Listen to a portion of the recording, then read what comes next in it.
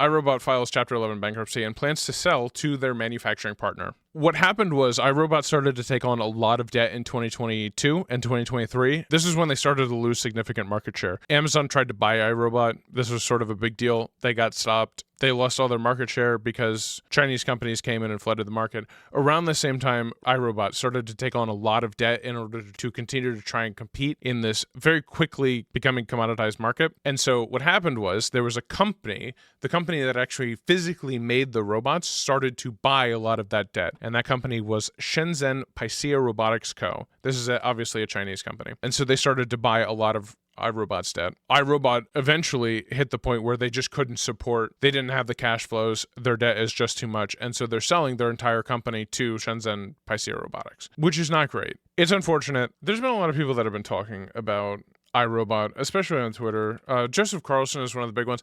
I respect Joseph Carlson a lot. However, I think he's a little bit misguided in some of the things that he's said recently. There are a lot of people that are dunking on Lina Khan. If you remember, Amazon and iRobot signed an agreement for Amazon to acquire iRobot. They were going to buy the whole company for $1.7 billion in 2022. Currently, the company is trading at $30 million.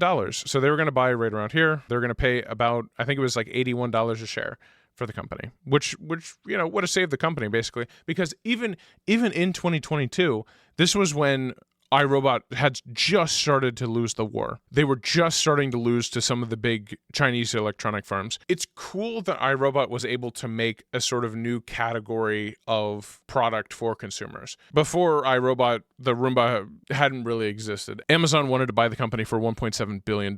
And basically what happened was the European Union stepped in and said, hey, we think that this is going to create anti-competitive business practices, which probably, so Elizabeth Warren and at the time the chair of the FTC, Lina Khan, they both came out and said, hey, we think that this is going to create anti-competitive business practices, because if Amazon owns the company, then they will very likely intentionally bury competitors to iRobot and to Roomba in general. Funnily enough, the reaction to this, I think, is the ultimate justification that these people were probably right. That like, oh, well, you should have let Amazon buy the company. Well, why? Well, because they would have done anti-competitive business practices in order to justify this company that was fighting in a very heavily commoditized market. Now everybody's going to have a cheap Chinese robot in their house mapping their home, which is the fear, I think. But anyway, more importantly, I disagree with a lot of people that are coming out and saying, oh, well, Lina Khan and Elizabeth Warren are the problem here, when this isn't necessarily the case. iRobot literally said in their own filing for this that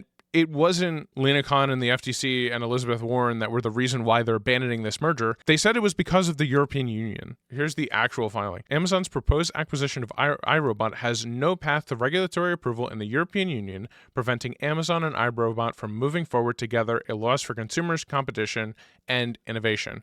Literally, iRobot said it is because of the European Union. Now, granted, I am willing to concede Elizabeth Warren and Lina Khan basically did come out and say, hey, if the European Union does let this go through, we're just going to block it anyway. And so there was no way that this deal was going to go through either way. But the fact that everybody is blaming our FTC is not necessarily, I think there's more blame to be had elsewhere, specifically because that's exactly what iRobot literally said. But it's really easy to dunk on politicians you don't like in the United States, especially on Twitter, especially when those tweets are 4 years old. But iRobot has kind of an impressive history. So iRobot started as an idea inside of MIT Boston Robotics Lab. MIT Robotics, Colin Angle, Helen Greener, and Rodney Brooks co-founded iRobot in 1990.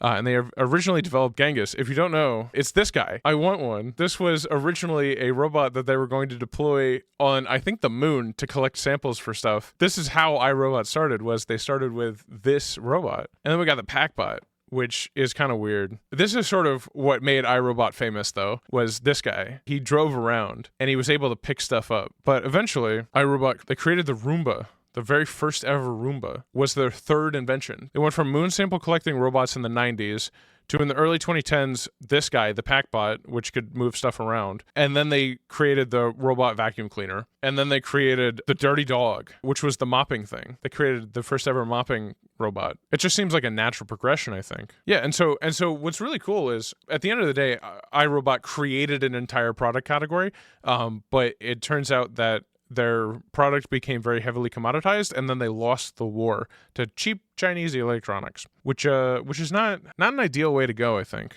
iRobot's a great example of a company that iterates on products, eventually finds a product that sells really well, and then only iterates on that product. I think it's a good way to grow a business. I don't think it's a good way to run a business long term, because at the end of the day, this is what happens to your electronics company, right? You get commoditized. This happens to every electronics company. Unless you're so far ahead of your competition that literally nobody's even close to you, you can make a case that Apple's sort of doing this, that their products are so far ahead of everybody else's. I would make the case for Sennheiser, that Sennheiser headphones are so far above and beyond everybody else's headphones. But that's my personal opinion. DJI is a good example of this. Unfortunately, DJI got banned in the United States.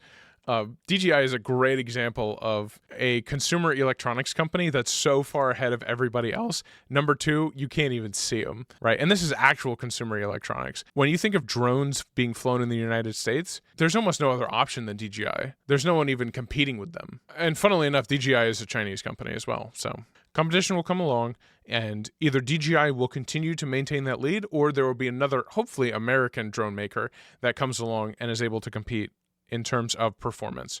Although I somewhat doubt that's going to happen in the next couple of years. So iRobot is dead. Very unfortunate for the consumer, I think. Yeah, and so this is what I was saying. So they have $25 million in cash, but if you look, their current liabilities is $480 million.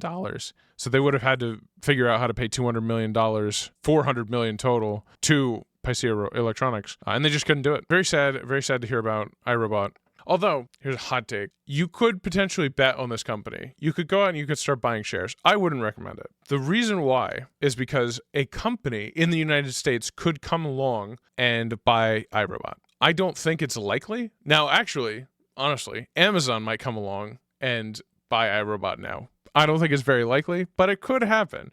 Especially with the regulatory environment that we're in right now, I think that there's a chance the U.S. government should nationalize iRobot, robot vacuum cleaners made by the United States government. If you enjoyed the video, come hang out live and subscribe.